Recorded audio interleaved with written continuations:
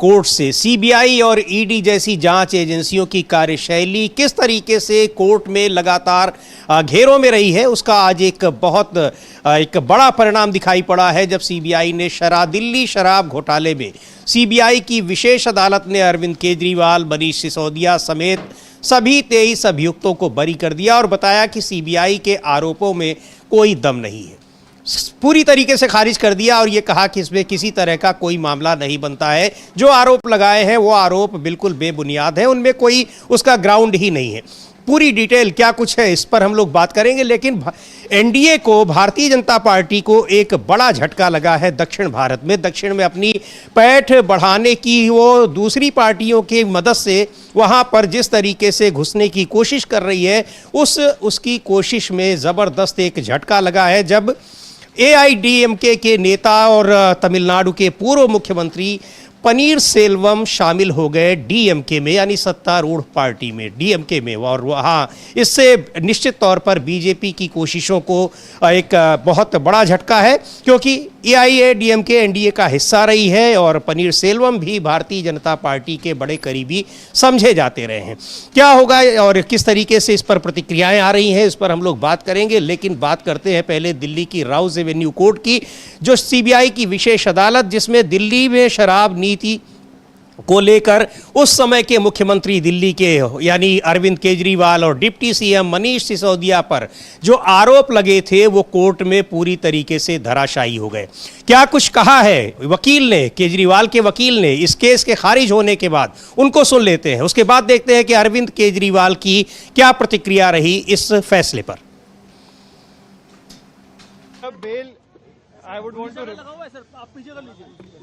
Excise scam में Rouse Avenue के special court ने सारे मुजरिमों को बरी कर दिया है, और ये बरी तब किया है जबकि सारे साक्ष्य, सारे evidence, everything which they have to say, all statements have been seen, perused by the court, and after perusing everything, it is not a apprehension, it is not a suspicion, it is a court who has gone through everything, and after going through everything, every statement, every document, it has held that there is no charge which is made out against Mr. Kejriwal and the other accused person, which includes Mr. Manish Sisodia. Sir, काफी court जो थे वो court ने court की है कि भी जो कन्फेशनल स्टेटमेंट था प्रोसिक्यूशन विटनेस का, वही चार्जशीट में नहीं सीबीआई ने लगाया। इन लेखों पे क्या कोर्ट ने कहा है?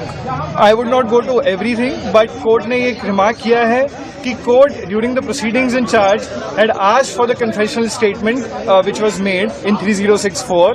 The investigating officer perhaps had stated that it is not with him. The court has noted that in the sealed cover it is very much there. It was a copy which was given to him, and that statement was never produced in the charge sheet. And in fact, there were various statements which are taken even after the confessional statement, which the court had said that you can't do it once there is a full disclosure made in the confessional statement, which is not produced in the charge sheet. How can you take other statements? Apart from that, the court has very emphatically stated that the rule of law has. तो ये वकील विवेक जैन है, कह रहे हैं कि excise scam में Rouse Avenue के स्पेशल कोर्ट ने सभी मुजरिमों को बरी कर दिया है। उन्होंने बरी तब किया है जब सभी साक्ष्य और सभी स्टेटमेंट कोर्ट द्वारा देखे गए थे। उन्होंने माना, यानी कोर्ट ने माना कि अरविंद केजरीवाल और मनीष सिसोदिया के खिलाफ कोई आरोप नहीं है। सीबीआई का आरोप था कि जो पॉलिसी बनाई गई थी उसमें पूरी तरह से हेरफेर किया गया था, उसमें नकली डॉक्यूमेंट्स जोड़े गए थे, लेकिन कोर्ट ने कहा कि ये सब फर्जी है, गलत है। यानी सीबीआई को पूरी तरीके से जो आरोप लगाए थे उसको खारिज कर दिया। बड़ा झटका है। 23 अभियुक्त इसमें कुल मिलाकर बनाए गए थे, जिनमें मुख्यमंत्री अरविंद केजरीवाल और मनीष सिसोदिया भी। आपको याद होगा कि दिल्ली चुनाव से पहले मनीष सिसोदिया तो पहले ही गिरफ्तार हुए थे। दिल्ली चुनाव से पहले अरविंद केजरीवाल को भी गिरफ्तार किया गया था लंबे समय तक, माफ कीजिएगा, लोकसभा चुनाव के पहले, और लंबे समय तक वो रहे, जेल में रहे, और मनीष सिसोदिया भी रहे। तो ये सीबीआई और ईडी की कार्यशैली को लेकर सवाल उठते ही रहे हैं। कोर्ट में कई बार इन दोनों ही जो ये संस्थाएं हैं, चाहे वो सीबीआई हो, ईडी हो, इनकम टैक्स हो, इनको कोर्ट से कई बार झटका मिला है, लेकिन ये तो बहुत बड़ा झटका है और सीधे सीधे पूरा केस ही खारिज कर दिया। अमलेंदु जी। बिल्कुल समीर जी, और इसी सीबीआई के केस के आधार पर ईडी ने किस किया हुआ है? तो उसका खारिज ही होना है। हाँ, वो खारिज ही होना है इसको लेकर। और यही जो सभी दलील ईडी जो थी अपने उसमें देती थी कि साहब सीबीआई ने भी केस दाखिल किया हुआ, 100 करोड़ का बताया जा रहा था। लेकिन समीर जी चलिए ठीक है, जो खारिज हुआ मुझे लगता है कि अरविंद केजरीवाल को इनाम मिला है इंडिया गठबंधन से अलग होने का। हाँ, वो सोशल मीडिया पे इस फैसले के बाद ही चर्चा होने लगी थी कि भाई सीबीआई ने केस खारिज हुआ, उसकी बदनामी हुई, इतनी बड़ी संस्था की बदनामी हो रही है वो अलग बात है, लेकिन उसका जो मकसद था, जो उसको करना था, उसमें तो कामयाब रही। उसमें वो कामयाब रही। और ये कहा भी था अरविंद केजरीवाल ने लोकसभा चुनाव से पहले, उनका इंटरव्यू हमारे editor in chief Rajiv Ranjan ji ने लिया था, और उसमें कहा भी था कि उनके ऊपर दबाव है कि वो इंडिया गठबंधन छोड़ के मतलब इंडिया गठबंधन छोड़ दें, ये दबाव था।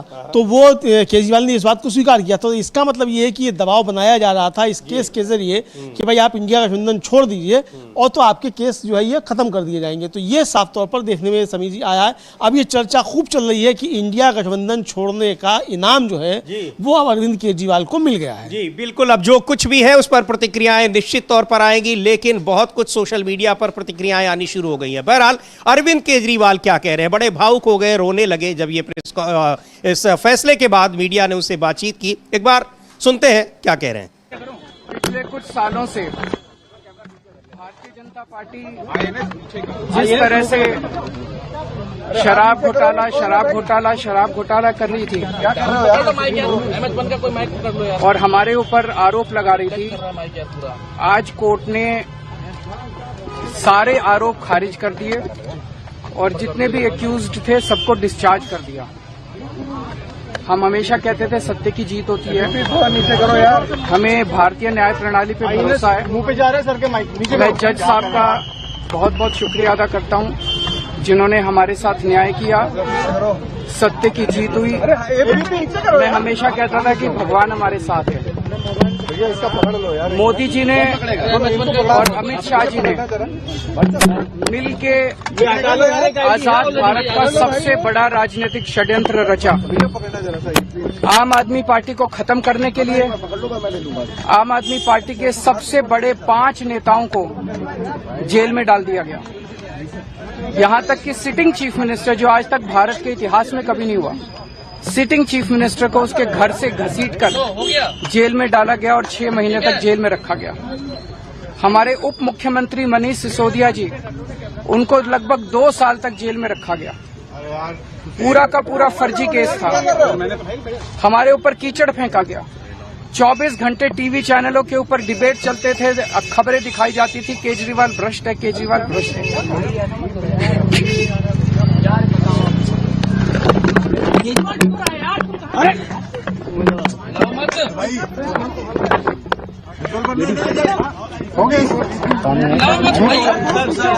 संभालिए सर अपने आप, संभालिए, हिम्मत सर, पीछे पानी दो। केजरीवाल भ्रष्ट नहीं है। मैंने केवल अपनी जिंदगी में ईमानदारी कमाई है। इन्होंने झूठा केस लगाया और आज ये साबित हो गया। कोर्ट ने कहा है कि केजरीवाल कट्टर ईमानदार है, मनीष सिसोदिया कट्टर ईमानदार है, आम आदमी पार्टी कट्टर ईमानदार है। मैं प्रधानमंत्री जी से कहना चाहता हूँ, सत्ता के लिए इस तरह से खिलवाड़ मत कीजिए देश के साथ, इस तरह से संविधान के साथ खिलवाड़ मत कीजिए। आपको तो बहुत भावुक हो गए। जाहिर सी बात है, मुख्यमंत्री रहते हुए गिरफ्तार किए गए, लंबे समय तक जेल में रखा गया, उनको बाद में उनकी पार्टी दिल्ली विधानसभा का चुनाव भी हार गई। ये सारी चीज़ें हुई और इसीलिए ये आरोप अब और पुख्ता हो रहे हैं कि कैसे जांच एजेंसियों का दुरुपयोग करती है भारतीय जनता पार्टी अपने पक्ष में, क्योंकि दिल्ली में सरकार बनाना उनका लक्ष्य था और ऐसा लगता है कि कामयाब हो गए। हालांकि यही कारण नहीं था, बहुत सारे कारण थे जिनकी वजह से दिल्ली चुनाव जीता गया। लेकिन विपक्षी नेताओं को कैसे डिफेम करना है, कैसे उनकी बदनामी करनी है, इसके लिए किसी भी हद तक जा सकते हैं और इन जांच एजेंसियों का सहारा लिया जाता है। तो उससे आज जब ये केस खारिज हुआ है और बहुत ही एक सख्त टिप्पणी की है, ये भी कहा है अमलेंदु जी कोर्ट ने, अदालत ने, राउज एवेन्यू कोर्ट ने, कि जिन अधिकारियों ने इन्वेस्टिगेट किया है, जांच की है, अब उनकी जांच होनी चाहिए। कि ये सब क्या कर रहे थे, किसके दबाव में ये फर्जी मुकदमे, फर्जी कहानी गढ़ी जा रही थी? बिल्कुल समीर जी, ये जो आदेश है कोर्ट का, ये आदेश में है तो इसका मतलब जांच होगी। हालांकि खबर ये आ रही है कि सीबीआई जो है हाई कोर्ट में इसकी अपील करेगी। अब अपील कुछ भी आप करते रहिए, लेकिन जो बेस है जहां से आपका, वो बेस खराब हो गया और ये साफ समझ में आ गया कि इसके पीछे मकसद जो था वो पॉलिटिकल बॉसेस को खुश करना था। और अभिषेक मनु सिंह भी जब अदालत में, शीर्ष अदालत में तर्क दे रहे थे, वहां भी तब भी उन्होंने यही बातें सब कही थी, लेकिन हाईकोर्ट ने खारिज कर दिया था समीर जी, नहीं सुना था। हाईकोर्ट की अपनी दलीलें थी, तो हाईकोर्ट अब क्या करता है वो देखा जाएगा। लेकिन सुप्रीम कोर्ट में अगर तक ये मामला पहुंचेगा तो फिर वहां सीबीआई को मुंह की खानी पड़ेगी। लेकिन अगर राउज रेवेन्यू कोर्ट ने कहा है कि इसकी जांच होनी चाहिए और इसकी अगर जांच होती है तो ये अब कान खड़े हो जाएंगे एजेंसीज के कि भाई आप अपने पॉलिटिकल बॉसेस के इशारे पर अगर इस तरीके के राजनीतिक प्रतिद्वंदियों को फंसाने का काम करेंगे तो आपके खिलाफ भी कार्रवाइयां हो सकती हैं। और मुझे लगता है समीर जी कि भारतीय जनता पार्टी ने एक अपने पैरों पर बड़ी कुल्हाड़ी मार ली है। अभी तक उसका जो दबाव न्यायपालिका के ऊपर था और न्यायपालिका जो एक के ऊपर जो डर देखा जा रहा था, जो जनता की समझ आ रही थी कि न्यायपालिका डरी हुई है सरकार से, वो इसलिए समझाता था कि सीजीआई को जिस तरीके से लक्षित करके कहा गया जस्टिस संजीव खन्ना को कि गृह युद्ध भड़का रहे हैं तो इसके लिए जिम्मेदार हैं, दूसरे सीजीआई पर चप्पल फेंकी गई। तो जब सीजीआई के ऊपर इस तरीके के आरोप लगे और अदालतों के अंदर चप्पल फेंकी जाने लगे तो जाहिर सी बात है कि निचली अदालतें भी खौफ में आ जाएंगी।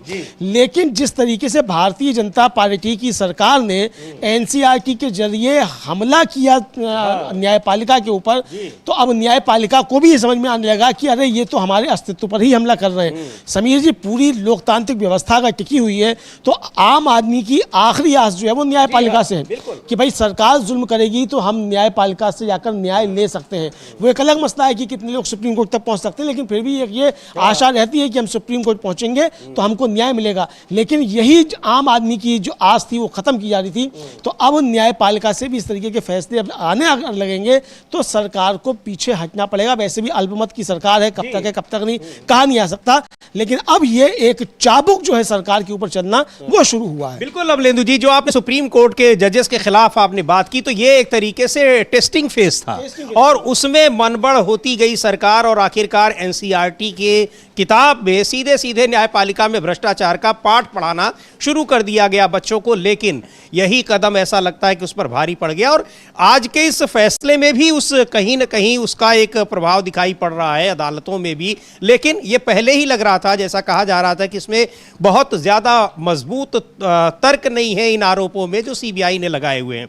केवल यही एक केस नहीं, सीबीआई ने जितने भी राजनीतिक दलों के नेताओं पर, वो कोई भी हों, उनके खिलाफ ईडी या सीबीआई ने लगाए हैं, उनमें कहीं कोई दम नहीं दिखता है सिवाय इसके कि उनके खिलाफ उनको कैसे परेशान किया जाना है। सतपाल मलिक जब सरकार के खिलाफ हो गए तो कैसे उनके पीछे सीबीआई लगा दी गई, ईडी लगा दी गई, कुछ भी नहीं मिला। अब जो दूसरे हैं उनके खिलाफ भी सीबीआई न लग जाए, जो अब उन्होंने मुंह खोलना शुरू कर दिया, वो सतपाल मलिक के रास्ते में जा रहे हैं।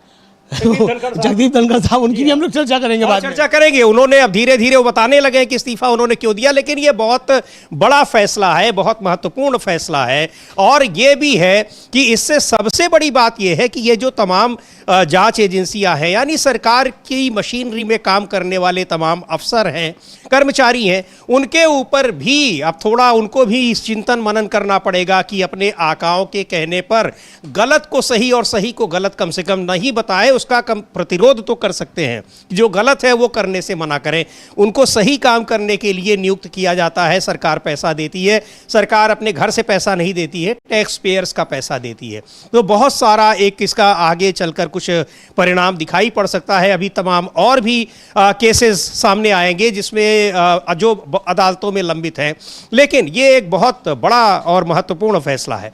क्या कह रही हैं अरविंद केजरीवाल की पत्नी, वो भी राजस्व सेवा की अधिकारी रही हैं, सुनीता केजरीवाल, अब तो उन्होंने इस्तीफा दे दिया है, वो क्या कुछ कह रही हैं उनको भी सुनेंगे। लेकिन ये एक बहुत बड़ा और महत्वपूर्ण फैसला है जो निश्चित तौर पर सीबीआई, ईडी जैसी जांच एजेंसियों के मुंह पर तो तमाचा है ही, सरकार के लिए भी एक बड़ी सीख है कि अब शायद उसकी मनमानी नहीं चलने वाली है, क्योंकि जो आपने कहा अमलेंदु जी की 240 की सांसदों की सरकार है, बहुत ज़्यादा प्रभाव नहीं दिखाई पड़ेगा या डर नहीं दिखाई पड़ेगा अफसरों पर कि उनके गलत कामों को भी वो करने के लिए मजबूर हो जाए। बिल्कुल बिल्कुल समीर जी के जो गलत काम सरकार कराती है। और देखिए समीर जी, अभी हेमंत सोरेन का भी एक केस खत्म हुआ है। जी हाँ, है ना। और हेमंत सोरेन के केस में तो जब जमानत दी थी हाई कोर्ट ने, बहुत सख्त टिप्पणियां जो थी वो ईडी के खिलाफ की थी। सुप्रीम कोर्ट खुद टिप्पणी कर चुका है ईडी के खिलाफ और सीबीआई के खिलाफ। ईडी के एक मामले में तो जो था वो तगड़ी फटकार लगाई थी जस्टिस गवाई, उसमें सीबीआई ने कहा था कि आप राजनीतिक लड़ाई जनता के बीच जाकर लड़िए, अदालतों में क्यों आते हैं राजनीतिक लड़ाई के लिए, और आप मोहरा बने हुए हैं सरकार के। ये सख्त टिप्पणी जो थी अदालतों की तब से आई थी। तो अब समीर जी, ये जो सरकार का तोता कहा गया था, तो ये तोता जो है इसकी गर्दन अब अमेटने का समय अदालतों की तरफ से भी आना शुरू हो गया है। बेनकाब सरकार जो है वो पूरी तरीके से होने लगी है, ये एजेंसियां बेनकाब होने लगी हैं। बिल्कुल, सुन लेते हैं क्या कह रही हैं सुनीता केजरीवाल, अरविंद केजरीवाल की पत्नी है। इस फैसले के बाद उनकी क्या प्रतिक्रिया है? सबसे पहले मैं ईश्वर का धन्यवाद देना चाहूंगी। इस दुनिया में चाहे कोई कितना भी शक्तिवान हो जाए, लेकिन ईश्वर की शक्ति के ऊपर नहीं हो सकता। मैं जज साहब का भी धन्यवाद देना चाहूंगी जिन्होंने इतनी हिम्मत दिखाई। अरविंद जी ने पूरा जीवन ईमानदारी से जिया है और उनका एक ही ध्येय है कि ये देश खूब तरक्की करे, लेकिन इन लोगों ने अपने सत्ता के लालच में पिछले इतने सालों से हमारे ऊपर झूठी एलिगेशंस लगाई, हमारे को तड़पाया, हमारे को, अरविंद जी को, उनके साथियों को जेल में भेजा, बहुत कष्ट दिया, लेकिन मुझे विश्वास था कि ईश्वर हमारा साथ देंगे, सच की जीत होगी। मैं अपने उन साथियों का भी धन्यवाद देना चाहूंगी जो इस समय में हमारे साथ रहे। सबका बहुत बहुत धन्यवाद, शुक्रिया। सुनीता जी, आरोप ये लगा था कि भ्रष्टाचार का मामला है और पूरा चुनाव उसी मुद्दे पर लड़ा गया था और सिटिंग मुख्यमंत्री थे जब उनको जेल भेजा गया। आप लोग ही न्याय दीजिए, बताइए कि किसका भ्रष्टाचार था, सत्ता के लालच का भ्रष्टाचार था या इस सबके बीच में एक और देखिए। तो ये वहाँ उनकी पत्नी है सुनीता केजरीवाल, कह रही कि हमको पता था और किस तरीके से इसके पीछे राजनीतिक मकसद था, राजनीतिक दुर्भावना के मकसद से ये केस लागू किया था। बहरहाल कहा है सीबीआई ने कि उसको अभी हाई कोर्ट में चुनौती देगा, लेकिन सीबीआई की विशेष अदालत ने इसको जिस तरीके से जिन टिप्पणियों के साथ खारिज किया है, और ये भी कहा है कि जिन लोगों ने इसकी जांच की है, जिन अफसरों ने, उनकी भी जांच कराई जाए। इससे ये साफ साबित होता है कि अदालत को पूरी तरीके से फर्जी केस ये महसूस हुआ, पता लगा। अमलेंदु जी, बिल्कुल, अदालत को पूरा केस जो फर्जी महसूस हुआ, ये साफ तौर पर समीर जी समझा जा सकता है। और ये जो अदालत ने ये जो सिफारिश की है कि भाई जिन अधिकारियों ने इसकी जांच की है उनके खिलाफ विभागीय जांच की जाए, ये सिफारिश की अपने आदेश में, तो समीर जी ये समझा जा सकता है कि बहुत ही फर्जी केस जो है ये अदालत को समझ में आया। और अरविंद केजरीवाल कह रहे हैं कि अदालत ने कहा कि केजरीवाल और मनीष सिसोदिया कच्चा ईमानदार हैं। अब अदालत ने ये कहा ना कहा कच्चा ईमानदार है, लेकिन ये शब्द तो राजनीतिक शब्द हैं, केजरीवाल के अपने शब्द हैं। लेकिन अदालत ने ये जो पाया है कि भाई इनके खिलाफ विभागीय जांच की सिफारिश की है, ये बहुत बड़ा संकेत है समीर जी कि अब इन अधिकारियों को, इन एजेंसियों को सतर्क हो जाना चाहिए समीर जी। एक जो एक्स सीबीआई चीफ हैं जो मोदी जी के बड़े नजदीकी समझे जाते थे, वो आजकल बहुत फायर है सरकार के ऊपर। नागेश्वर राव साहब अभी जाके वो शंकराचार्य से भी मिले थे, वो भी चर्चा करेंगे हम लोग शंकराचार्य की भी। तो ये बहुत सारी चीजें सामने आने लगी, तो सतर्क हो जाना चाहिए अधिकारियों को कि ये अल्पमत की सरकार आपसे जिस तरीके से काम ले रही है, कल को सरकार बदलेगी तो आपके ऊपर मुसीबतें आ सकती हैं। सरकार के टूल मत बनिए, आपने संविधान की शपथ ली है, संविधान के अनुसार काम कीजिए। सीधी सीधी बात यह है, सरकार आज है कल चली जाएगी। मोदी जी आज प्रधानमंत्री हैं, कल नहीं रहेंगे, लेकिन जब दूसरा कोई आएगा तो आपके ऊपर संकट खड़ा हो सकता है। राहुल गांधी पहले ही कह चुके हैं कि कहा उन्होंने था इनके संदर्भ में, चुनाव आयुक्तों के संदर्भ में, कि आप कहीं भी होंगे आपको हम खींच कर लाएंगे। तो लेकिन ये बात इन अधिकारियों पर भी लागू होती है, तो बहुत संभल कर काम करिए, राजनीतिक बॉसेस के टूल मत बनिए, संविधान के अनुसार काम करिए। सुप्रीम कोर्ट भी आपसे यही कह रहा है। जी बिल्कुल। और इस मामले में अमलेंदु जी, तेलंगाना की वहाँ पर जो नेता हैं के कविता, उनको भी इस मामले में अभियुक्त बनाया गया था। उनके वकील हैं नीतेश राणा, उनको सुनते हैं वो क्या कह रहे हैं। और आपको बता दें एक बार फिर कि सीबीआई कोर्ट ने जो दिल्ली की शराब नीति से संबंधित घोटाला था, शराब घोटाला नाम से जाना जाता है, जिसमें अरविंद केजरीवाल को जेल में जाना पड़ा था, उस मामले में जितने भी अभियुक्त थे, मनीष सिसोदिया, अरविंद केजरीवाल समेत 23 अभियुक्तों को बरी कर दिया है, बहुत सख्त टिप्पणियों के साथ।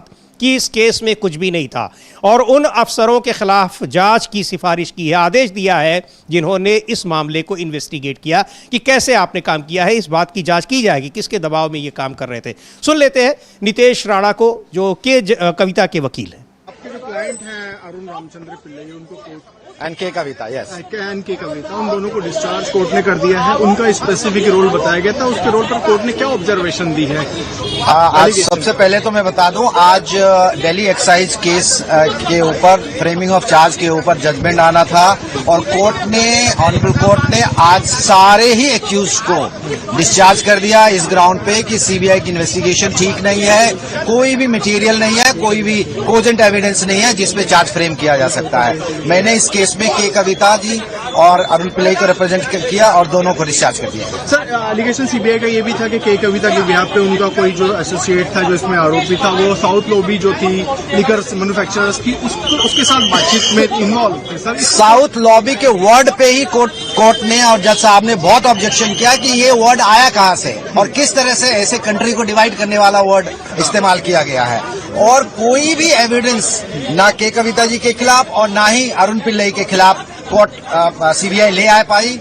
इनफैक्ट किसी भी एक्यूज के खिलाफ एविडेंस नहीं लाए और सारे एक्यूज को डिस्चार्ज कर दिया। सर, आप पीएमएलए के पुराने एक वकील रहे हैं, आपने एजेंसीज को भी रिप्रेजेंट किया है, तो आप जो मनी लॉन्ड्रिंग केस है उसका फेट क्या होगा? क्योंकि मेन केस जो है वो डिस्चार्ज हो गया। एक बार अगर प्रेडिकेट ऑफेंस खत्म हो जाता है, शेड्यूल ऑफेंस जो सीबीआई का केस है इस केस में, जब वो खत्म हो गया तो मनी लॉन्ड्रिंग का केस आगे नहीं चल सकता, क्योंकि मनी लॉन्ड्रिंग का केस पिगी राइट होता है शेड्यूल ऑफेंस पे, इसलिए मनी लॉन्ड्रिंग के भी केस ऑटोमेटिकली खत्म हो जाते हैं। कोर्ट ने जितने सख्त और साफ लहजे में सीबीआई के केस को निराधार बता दिया है, कहा है कोई सबूत नहीं है, तो आपको क्या लगता है सीबीआई इसको चैलेंज कर पाएगी? वो उनका अधिकार क्षेत्र है कि अगर वो चैलेंज करना चाहे, बट ऑनरेबल कोर्ट ने सिरे से केस को नकार दिया और कोई भी एविडेंस नहीं है जिस एविडेंस पे केस आगे चलाया जा सकता है और सारे एक्यूज को डिस्चार्ज कर दिया।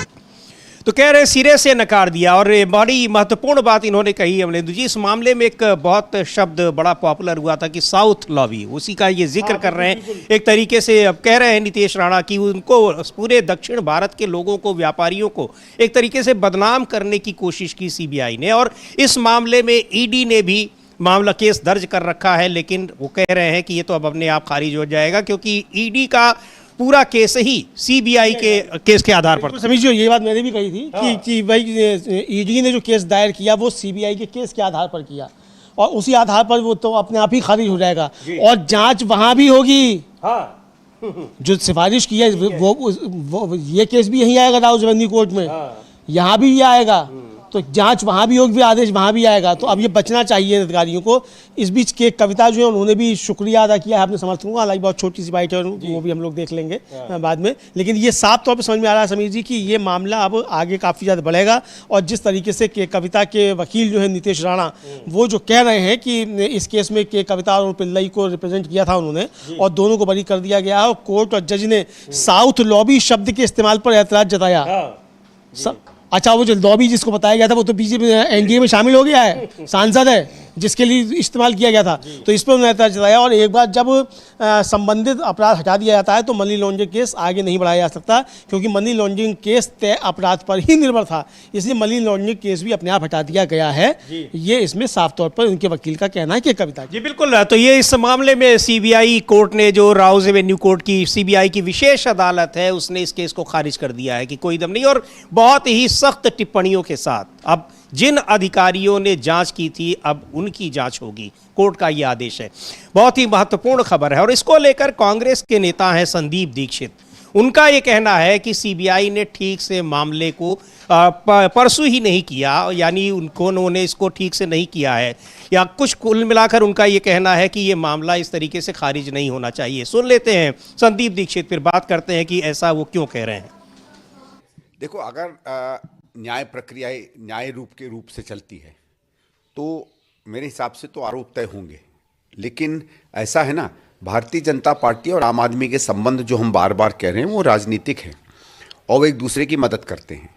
इनको, भारतीय जनता पार्टी को 1-2 साल पहले लगा कि आम आदमी पार्टी जब तक है वो दिल्ली में नहीं बन पाएंगे, या कम से कम उसके ऊपर आरोप नहीं तय होते, तो पूरे जैसे कहते हैं ना घोड़े खोल दिए, सीबीआई ईडी सब लग गए और उन पे आरोप तय होने लगे। अब दिल्ली वो जीत गए, अब आम आदमी पार्टी की ज़रूरत है उनको पंजाब में, गुजरात में, गोवा में। तो आप देखिए चुनाव जीतने के यकायक बाद एक एक करके जो है ना कोई परस्यू हो रहा है, ना केस आगे बढ़ रहे हैं, ना भारतीय जनता पार्टी की लीडरशिप रोज़ बात कर रही। भाई अब तो आपके पास फाइलें आ गई हैं, भ्रष्टाचार की फाइलें निकालिए, इनके खिलाफ 1 नहीं 10 नहीं 100 केस करिए, क्योंकि तो इतना भ्रष्टाचार उन्होंने किया है। तो मुझे उस हिसाब से अगर ये देखें और ये भी देखें कि किस तरीके से, मैं ये नहीं कहूँगा कि ये कोई जुडिशरी पर कुछ असर डालते हैं, मैं वो नहीं बात करूँगा, लेकिन क्या होता है, एक होता है सरकार का पक्ष जिसको सीबीआई ईडी इनके लॉयर होते हैं, और कई बार हमने देखा है कि भारतीय जनता पार्टी के राज्य में जो सरकारी लॉयर हैं या पुलिस के हैं उनसे 19-20 करवा देते हैं, जिसमें जिस तरह ये चाहें जजमेंट कभी कभी मुड़ जाती है। तो मुझे शक ये है कि भारतीय जनता पार्टी और आम आदमी में जो फील्ड से भी हम लोगों को खबरें आ रही हैं, पंजाब से आ रही हैं, गुजरात से आ रही हैं, गोवा से आ रही हैं, उत्तराखंड से आ रही हैं, कि वहाँ इनको ज़रूरत है और अब केजरीवाल वही करेंगे और वही कहेंगे जो भारतीय जनता पार्टी चाहती है।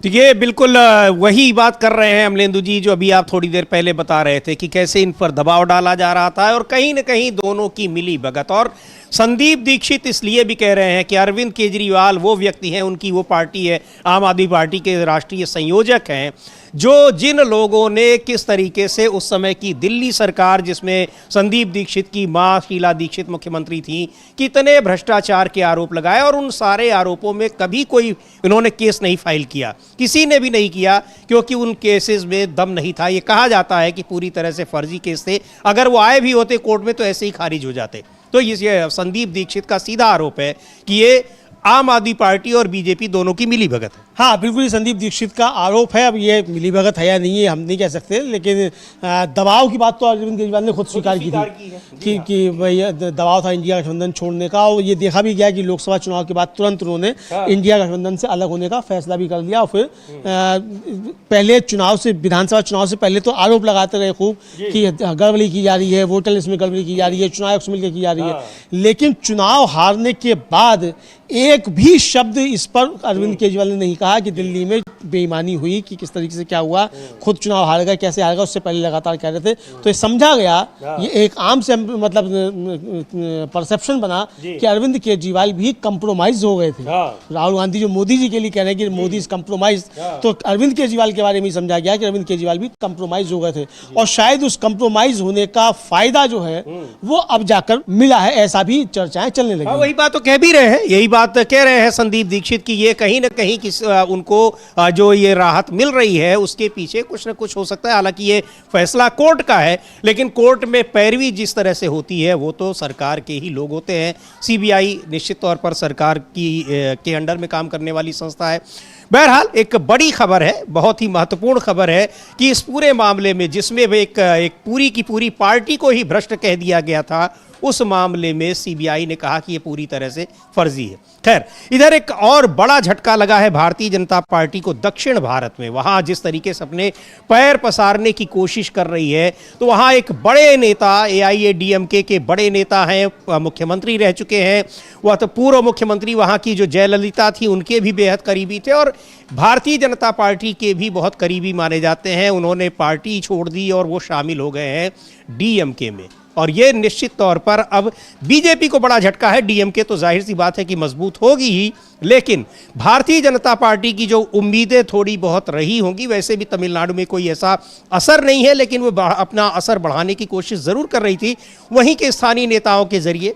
यही काम पूरे देश में किया है, वहाँ के स्थानीय पार्टियों के जरिए जाने की कोशिश की है, बाद में स्थानीय पार्टियों को ख़त्म कर दिया है। तो तमिलनाडु में भी इसी तरह से घुसने की कोशिश कर रही थी, जिसमें AIADMK उसकी मुख्य सहयोगी के रूप में थी, पर पनीर सेल्वम चले गए हैं DMK। बड़ा झटका है अमलेंदु जी। बिल्कुल समीर जी, पनीर सेल्वम बहुत ज़्यादा खास जो थे वो जयललिता के थे, और जयललिता ने उनको ही जो था वो चुना था, एक तरीके से जब जेल गई थी तो हाँ, तो उनको ही उन्होंने अपना CM चुना था। और वो पनीर सेल्वम अब जो हैं वो शामिल हो गए हैं DMK में। तो ये बीजेपी के लिए एक बहुत बड़ा झटका समीर जी समझा जा रहा है, चूंकि बीजेपी वहाँ AIADMK के जरिए वहाँ घुसना चाहती थी और 2 धड़े भी करवा दिए थे वहाँ, बिल्कुल पनीर सेल्वम और पलानी स्वामी का। पलानी स्वामी जो है वो बीच बीच में आकर अमित शाह से मिलते रहते हैं और हालांकि बीच में अलग हो गए थे एनडीए से, लेकिन अभी भी वो समझे यही जाते हैं कि एनडीए के बीच है। इस बीच एमके स्टालिन ने एक ट्वीट किया है समीर जी, इसको लेकर वो तमिल में ट्वीट किया है, लेकिन हम लोग उसकी हिंदी जो है वो बता सकते हैं कि क्या लिखा है उन्होंने। जी बिल्कुल, वो ट्वीट देखते हैं और उसमें उन्होंने लिखा है, स्टालिन ने, वहाँ के पूर्व मुख्यमंत्री और प्यारे भाई श्री ओ पनीर सेल्वम हमारी मदर पार्टी द्रविड़ मुनेत्र कड़गम में शामिल हो गए हैं। मैं उनका स्वागत करता हूं। वे जिनका नाम द्रविड़ आंदोलन के महान नेता के नाम पर है, द्रविड़ आंदोलन के सिद्धांतों की रक्षा के लिए हमारे महान आंदोलन में शामिल हुए हैं। 2026 के विधानसभा चुनाव तमिलनाडु और फासीवादी बीजेपी के बीच एक लोकतांत्रिक युद्ध है। इसे समझते हुए अलग अलग लोकतांत्रिक ताकतें गठबंधन में शामिल हो रही हैं।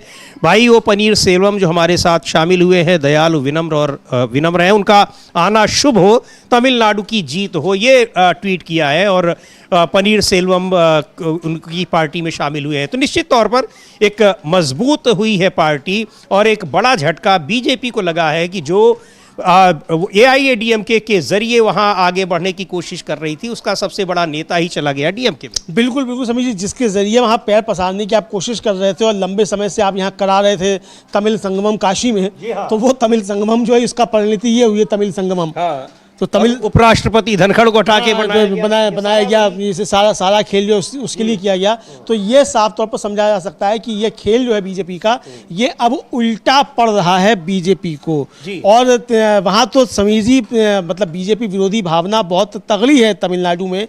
बीजेपी के साथ जो जाएगा वो वहाँ तबाह हो जाएगा, ये साफ तौर पर समझा जा सकता है। लेकिन बीजेपी वहाँ कोशिशें कर रही थी, कोशिशें करने में कोई बुराई नहीं है। प्रधानमंत्री ने, आप देखिए जो कहा जा रहा है कि साहब वो राम मंदिर जो बनाया गया उसमें जो प्रतिमा लगी है वो भी दक्षिण को साधने के लिए। भाई हमारे यहाँ तो काले राम की अवधारणा है ही नहीं उत्तर भारत में, राम उत्तर भारत के देवता हैं। तो वहां साधने के लिए जो है वो काली प्रतिमा जो है वो स्थापित की गई। तो ये सारी बातें भी चलेगी तमिलनाडु के लिए जो वहाँ सब किया गया और जिस तरीके से सेंगोल स्थापित किया गया नए उसमें संसद भवन में, काश वहाँ से तमिलनाडु से ब्राह्मण बुलाए गए, वो ये उन्होंने यज्ञ किया जिस तरीके से, ये सारी जो तिकड़में की गई, तो ये सारी तिकड़में तमिलनाडु में पैर पसारने के लिए, लेकिन वो सब उल्टी पड़ती हुई प्रतीत होती दिखाई पड़ रही। बिल्कुल। और क्या कहा है पनीर सेल्वम ने, उनको भी सुन लेते हैं कि क्यों वो डीएमके में शामिल हुए हैं, क्या वजह रही है।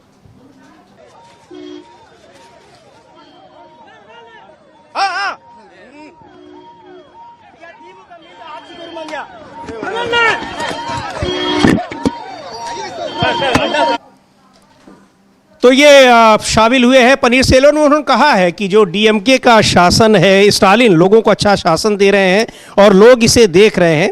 ये हम लोग ये पक्का करना चाहते हैं कि दक्षिण से कोई भी ईपीएस यानी जो खास तौर पर एनडीए के लिए वो कह रहे हैं, पलानी स्वामी ये पक्का करना चाहते हैं कि दक्षिण से कोई भी नेता मजबूत ना हो। द्रविड़ आंदोलन द्रविड़ की नीति को बचाने के लिए डीएमके ही काम कर रही है। मैं अभी एक कैडर के तौर पर शामिल हुआ हूं, मैं पार्टी कैडर में से एक रहूंगा और पार्टी के विकास के लिए काम करूंगा, ये पनीर सेल्वम का कहना है डीएमके में शामिल होने के बाद। और उधर स्वागत किया उनका स्टालिन ने। तो ये एक बहुत मजबूती मिली है डीएमके को, सत्तारूढ़ पार्टी को, और बीजेपी को बड़ा झटका लगा है कि वहाँ वैसे भी बहुत एनडीए मजबूत स्थिति में नहीं था, लेकिन फिर भी जब विपक्षी पार्टी का ही, जिसके जरिए वो आगे बढ़ने की कोशिश कर रही थी, उसी पार्टी का सबसे बड़ा नेता चला आया और डीएमके में, तो निश्चित तौर पर यह समझा जा सकता है कि अब उसकी उम्मीदें कहाँ जाएंगी। बिल्कुल समीर जी, उसकी उम्मीदें कहाँ जाएंगी ये बिल्कुल साफ तौर पर समझा जा सकता है। और जिस तरीके से वहाँ भारतीय जनता पार्टी ने प्रयास किए, अब वो प्रयास जो है उसके विफल होते हुए साफ तौर पर नजर आ रहे हैं, ये वहाँ समझ में आ गया समीर जी। और दक्षिण की राजनीति जो है, एक तो वहाँ वैसे ही इस समय काफ़ी ज़्यादा बवाल जो आप कह सकते हैं वो उसको लेकर है, जो नया जो होना है परिसीमन, इसको लेकर बहुत ज़्यादा आशंका है पूरे दक्षिण भारत के राज्यों, दक्षिण भारत के राज्यों में, और सारे दक्षिण भारत के राज्य एक हो रहे हैं। वहाँ कार्यक्रम भी किया इन्होंने स्टालिन ने, और दौरे किए इन्होंने तमाम राज्यों के, उसमें उड़ीसा से भी लोग पहुंचे। उड़ीसा भी चिंतित है, पश्चिम बंगाल भी इसको लेकर चिंतित है। तो यानी जो गैर हिंदी भाषी राज्य हैं उनमें इस परिसीमन को लेकर, बीजेपी की रणनीति को लेकर पहले से ही काफी ज्यादा एक आशंकाएं व्यक्त की जा रही हैं। तो ऐसे में भारतीय जनता पार्टी के लिए एक बड़ा खतरा जो है वो अब फिर से नजर आने लगा। जी बिल्कुल। और कांग्रेस के नेता है प्रमोद तिवारी, राज्यसभा में उप नेता हैं सदन के, क्या कुछ कुछ कह रहे हैं। एनसीईआरटी की किताबों में जिस तरीके से घेरा गया है, घेरने की कोशिश की गई सुप्रीम कोर्ट को ही, यानी न्यायपालिका को, उस पर भी, और पनीर सेल्वम के डीएमके में शामिल होने पर भी। सुन लेते हैं प्रमोद तिवारी को, क्या कह रहे हैं। एनसीईआरटी की किताब में जुडिशियल करप्शन की बात की गई, अब उसको हटा दिया गया, वहां से किताबें वापसी मंगा ली गई। मंत्री खेद जता रहे हैं, यहां तक कि प्रधानमंत्री ने भी प्रधानमंत्री भी नाखुश हैं जो कुछ हुआ है इस चीज से। किस तरीके से आप देखते हैं, कांग्रेस की क्या प्रतिक्रिया? चार पाए पर देश का लोकतंत्र, न्यायपालिका उसका सबसे विश्वस्त और सम्मानजनक पाया है। डैमेज इज डन, नुकसान तो हो गया। आपने न्यायपालिका को कटघरे में खड़ा करके न्यायपालिका का अपमान तो कर दिया, और छोटे छोटे अधिकारियों के खिलाफ कदम उठाने की बात कर रहे हैं धर्मेंद्र प्रधान जी। अरे धर्मेंद्र प्रधान जी, आप क्या, मोदी जी जिम्मेदार है इसके लिए।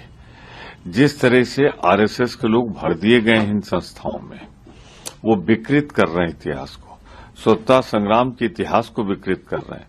जिन्होंने स्वतंत्रता संग्राम को विरोध किया था, आपसे जुड़े हुए लोग, उनको हीरो बनाया जा रहा है, और जिन्होंने स्वतंत्रता संग्राम की लड़ाई लड़ी थी उन्हें विलेन बनाया जा रहा है।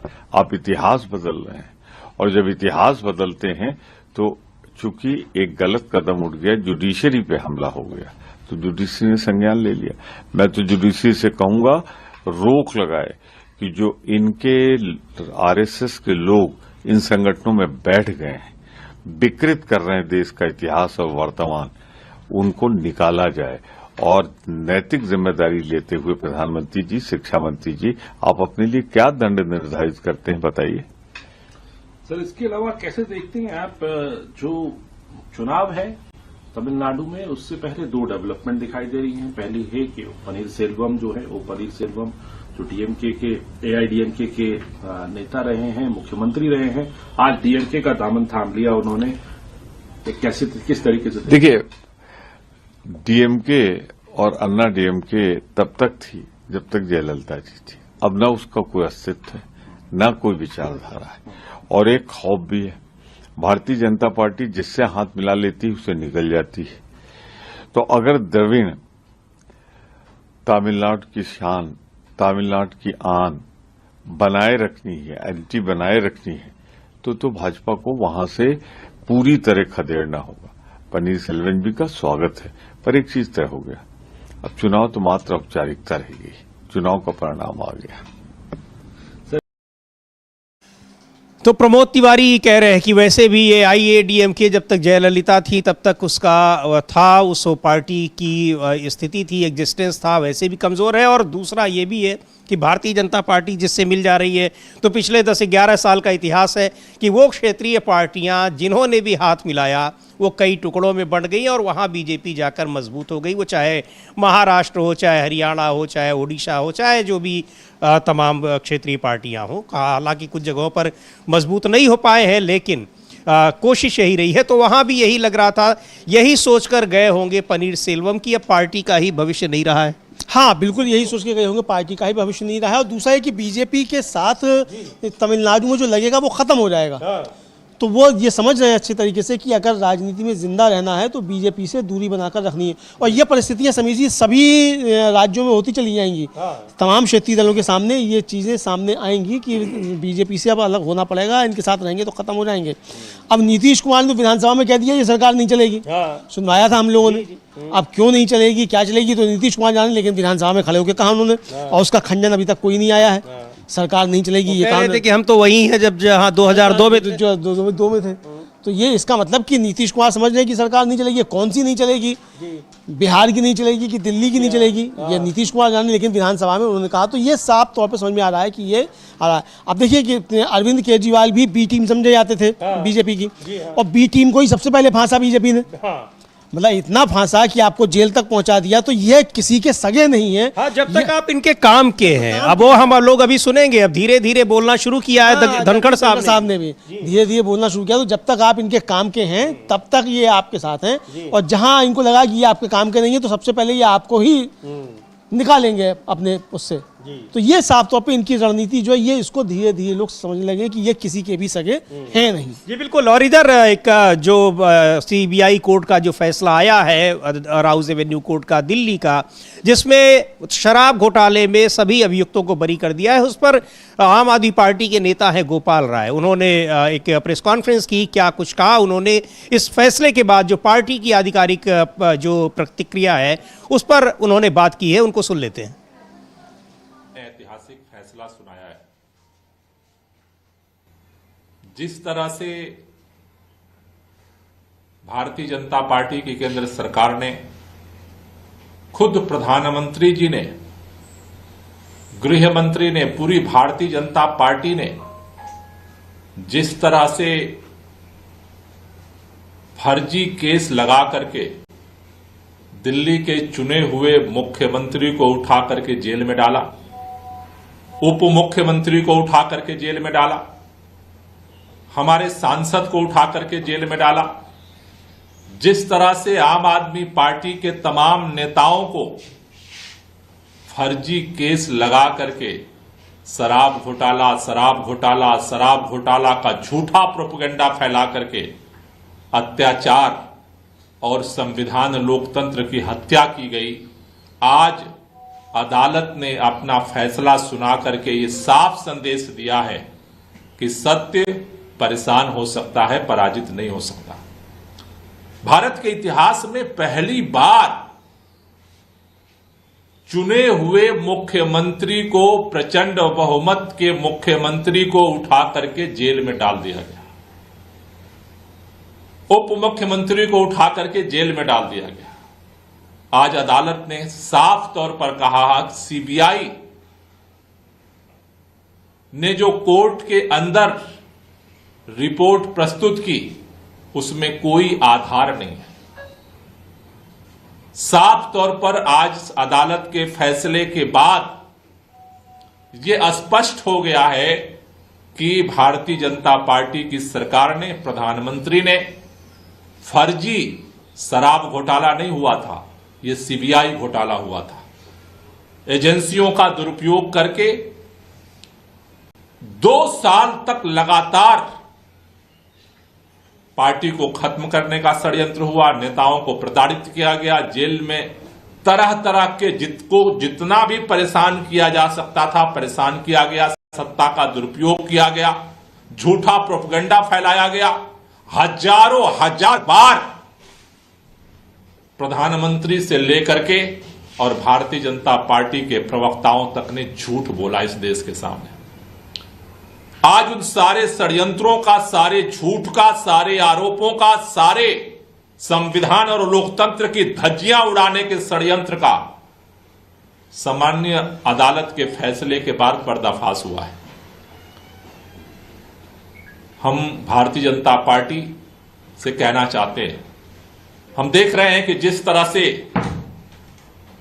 केंद्र की सरकार ने जिस तरह से षड्यंत्र करके हमारे पार्टी के राष्ट्रीय संयोजक को, पार्टी के तमाम नेताओं को फंसा करके आम आदमी पार्टी की आवाज को दबाने की कोशिश की, गुजरात के अंदर भी उसी तरह से भारतीय जनता पार्टी की सरकार लगातार फर्जी पे फर्जी मुकदमे लगा करके हमारे नेताओं को जेल में डालने की कोशिश कर रही है, आवाज को दबाने की कोशिश कर रही है। लेकिन हम भारतीय जनता पार्टी से कहना चाहते हैं, इनके सरकार से कहना चाहते हैं, काम करिए। देश में आपको काम करने का मौका है, सरकार ने काम करने का मौका जनता ने दिया है, काम करके राजनीति में आइए। ये सत्ता का दुरुपयोग करके, लोगों की आवाज को दबा करके, षड्यंत्र करके, एजेंसियों का दुरुपयोग करके आप अगर ये सोचते हैं कि हम पूरे देश को चुप कर देंगे, कोई बोलने वाला नहीं बचेगा, ऐसा नहीं होने वाला। अदालत की आज फैसले ने इस बात को साबित किया है कि देश के अंदर न्याय अभी जिंदा है। और ये जो फैसला आया है ये सिर्फ आम आदमी पार्टी के लिए नहीं, एक लोकतंत्र में एक उम्मीद लेकर के आया है, क्योंकि जिस तरह से इस सत्ता का दुरुपयोग हुआ है, आज अदालत के फैसले ने ये साबित किया है कि अदालत में न्याय अभी जिंदा है। और हमें भरोसा है कि ये उम्मीद भारत के अंदर जो लोकतंत्र पर संकट है उसके खिलाफ। तो ये गोपाल राय है, आधिकारिक रूप से जो आम आदमी पार्टी का बयान है इस फैसले पर, जिस तरीके से सीबीआई कोर्ट ने शराब घोटाले में सभी अभियुक्तों को बरी किया है, उस पर कह रहे हैं, बता रहे हैं कि ये पहले से ही पता था कि ये फर्जी केस है। लेकिन और महत्वपूर्ण बात कही कि सीबीआई घोटाला है, शराब घोटाला नहीं, नाम भी बदल दिया आप केस का इन्होंने कि शराब घोटाला, सीबीआई घोटाला। हाँ, सीबीआई घोटाला। और समझिए सीबीआई घोटाला अब समझा भी जा सकता है, इसलिए समझा जा सकता है चूंकि तो अदालत कह रही है, अदालत कह रही है भाई इसकी जांच कराओ, जिन अधिकारियों ने इसकी जांच की उनकी जांच कराओ। तो अब जब अदालत ये कह रही तो ये घोटाला जो कहा जा रहा है तो फिर ठीक समझा जाएगा समीर जी की घोटाला जो है इसको लेकर क्या है। अब समीर जी इसका पंजाब की राजनीति पर क्या असर पड़ेगा ये बहुत ज्यादा महत्वपूर्ण है, चूंकि अब दिल्ली के चुनाव तो हो चुके हैं। हाँ, दिल्ली की राजनीति पे तो जो पढ़ना था पड़ गया, अब पंजाब बचा है, तो पंजाब की राजनीति पे क्या असर होगा। तो अभी हम लोगों ने संदीप दीक्षित को सुना, कांग्रेस के नेता हैं, कांग्रेस के ही पंजाब के अध्यक्ष हैं अमरिंदर सिंह राजा वारिग, वो इस पर क्या कह रहे हैं वो भी सुन लिया जाए कम से कम कि पंजाब की राजनीति पे क्या असर पड़ेगा। बिल्कुल, वो सुन लेते हैं। उसके पहले उनका आतिशी जो दिल्ली की पूर्व मुख्यमंत्री हैं उनका भी ट्वीट देख लेते हैं। उन्होंने भी इस फैसले पर प्रसन्नता जाहिर की है, क्योंकि अरविंद केजरीवाल जब जेल गए थे, हालांकि काफी दिन तक तो उन्होंने जेल से ही काम किया, लेकिन बाद में आतिशी को मुख्यमंत्री बनाया गया था। और आतिशी लिख रही हैं, सत्यमेव जयते, चाहे कितने भी झूठे आरोप लगाए, चाहे कितना अत्याचार किया, लेकिन आखिरकार सच की जीत हुई। आज पूरे देश के सामने है भाजपा का षड्यंत्र और अरविंद केजरीवाल की कट्टर ईमानदारी। और ये कट्टर ईमानदार शब्द भी अरविंद केजरीवाल का ही है। तो ये उनका कहना है कि उस कट्टर ईमानदारी पर एक मुहर लग गई है अदालत की। बहरहाल लेकिन एक बात है समीर जी, आतिशी का ये ट्वीट तो आया है लेकिन कोई मतलब बाइट जो है वो अभी तक नहीं आई है, हमने नहीं देखी, कम से कम अभी तक नहीं आई है। आएगी तो हम लोग उनको भी दिखाएंगे, लेकिन ये बताना जरूरी था। ये बिल्कुल सुनवाएंगे जरूर। लेकिन क्या कह रहे हैं पंजाब में वहां पर कांग्रेस के नेता कैप्टन अमरिंदर सिंह राजा वारिंग इस फैसले को लेकर, सुन लेते हैं। देखो भाई, बात ये है, बधाई देना चाहता हूँ केजरीवाल साहब को और सिसोदिया साहब को, लेकिन मेरे को ये समझ नहीं आया कुछ भी कि बहुत बड़े इल्जामात लगाए केंद्र सरकार ने, और जिस प्रकार से 1.5 साल अंदर रखा। सुना तो जाता है कि गरीब जो गंभीर आरोप होते हैं उसी में ही 1.5 साल बाद जमानत मिलती है, मर्डर जैसे केस जो होते हैं। तो मेरे को लगता है कि सब लोग 6 महीने, 8 महीने, साल, सवा साल अंदर लगा कर आए, उसके बाद जमानतें हुई। और अगर इतने बड़े आरोप नहीं थे तो 1.5 साल अंदर काहे क्यों रखा, और अगर आरोप थे तो फिर क्लीन चिट कैसे हो गया। ये मेरे से ना सवाल पूछकर अगर आप ये सवाल बीजेपी को, आदरणीय मोदी जी और अमित शाह जी को और केजरीवाल साहब को पूछेंगे तो वो बेहतर बता सकते हैं कि ये खेला क्या था। वैसे मैं उनको बधाई देता हूं कि उनकी जमानत हुई है, लेकिन क्यों हुआ, कैसे हुआ, किधर कौन सी बात हुई, ये तो वही बता सकते हैं।